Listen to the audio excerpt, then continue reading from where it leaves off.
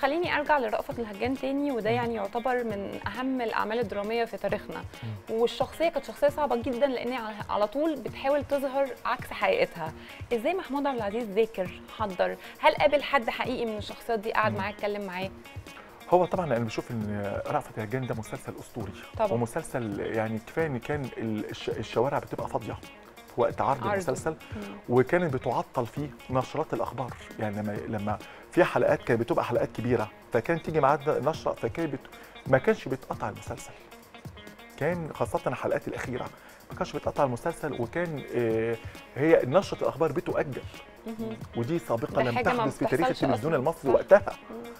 فلما مسلسل زي ده طبعا هو عشان يحضر له طبعا كان بتكليف من المخابرات العامه المصريه، اللي طبعا هي نعته. هو المخابرات العامه المصريه يعتبر الفنان المصري او الفنان الوحيد اللي نعته بنعي وكمان بصوت، لانه عمل عظيم حقيقي. لغايه دلوقتي احنا بنتفرج على رأفت الهجان بجد بكل اجزائه، ورساله مهمه. كان حدث مهم جدا، وكان تكريم كبير جدا للفن كله ومحمود عبد العزيز بصفه خاصه. طب انا عندي سؤال، هو وقت ما المسلسل كان بيتعرض ايه ردود الافعال اللي جات له اللي ممكن مثلا قال عليها او حكاها لحد انت فاكرها؟ هو طبعا ردود الافعال كان من السيده فاتن حمامه، السيده العظيمه فاتن حمامه، لما اتصلت بي قالت له انت ابكتني في مشهد الهزيمه، لما تلقى خبر هزيمتنا في يونيو 67، وتهاني راشد بتقول له الخبر، وطبعا هو من صدمته عمال يرقص،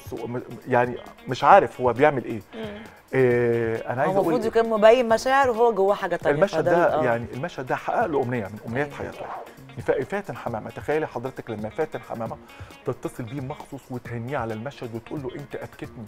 ومش ابكى فاتن حمامه فقط، ده ابكى مصر والوطن العربي كله. يعني كفايه حتى مزيكه رأفت الهجان، شايف حضرتك الموسيقى بتاعت رأفت الهجان دي يعني الى وقتنا يعني دي حاجه ايقونه من ايقونات الموسيقى التصويريه في تاريخ الدراما كلها. اكيد. الفنان محمود عبد العزيز عمل ثنائي مميز جدا مع المخرج رأفت الميهي. يمكن عمل معاه سيداتي انساتي، سمك لبن تمر هندي، الساده الرجال. بتشوف ازاي التعاونات يعني في الفتره دي ومدى الكيمياء او العلاقه اللي كانت بينهم؟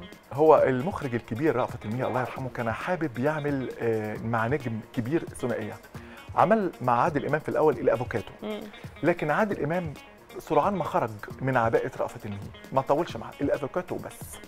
ما حبش سلسله الفانتازيا فلقى المخرج الكبير رأفت الميهي لقى ضلته في النجم محمود عبد العزيز. وبالفعل محمود عبد العزيز عمل مع رأفت الميهي، انا بعتبر ان هو عمل معاه ثلاث افلام، لكن انا بشوف ان الفيلمين الاهم سيداتي انساتي والساده الرجال دول، والفيلم الثالث كان سمك لبن تمر هندي. لكن هو كان فيلم غالب الفانتازيا كانت غالبه قوي على الواقعيه، فيمكن ما تفهمش وما نجحش، لكن نجاح جماهيري كان الساده الرجال وسيداتي انساتي خطر طبعا يعني. طب لو سالتك على الثنائي اللي عجبك جدا او عمل صدى كبير ونجاح مع الجمهور مع محمود عبد العزيز، هل هي يسرا ولا نوره ولا نبيل عبيد ولا معالي زايد؟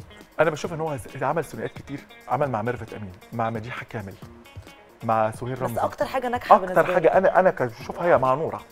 هو مع نوره عمل افلام جميله جدا، بدات يعني عمل 7 افلام، يعني هنشوف الشياطين وهنشوف ولكن شيئا ما يبقى، ده من الافلام الجميله جدا. ده جميل ده والعار وجري الوحوش والكيف. هنشوف نوره كمان العامل المشترك مع هي يعني هما الاثنين العامل المشترك في الثلاثيه. يعني ما حدش لاحظ الموضوع ده برضو، لان دايما النجم لا هنشوف ان نوره العامل المشترك في ثلاثيه محمود ابو زيد وعلي عبد الخالق، العار والكيف وجري الوحوش.